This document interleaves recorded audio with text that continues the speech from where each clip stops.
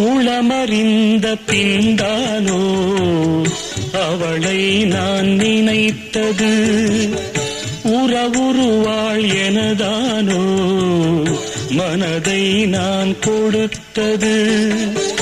உயிரிழந்த கருவை கொண்டு கவிதை நான் வடிப்பது, உயிரிழந்த கருவை கொண்டு கவிதை நான் வடிப்பது. ஒரு தலையாய் காதலிலே எத்தனை நாள் வாழ்வது,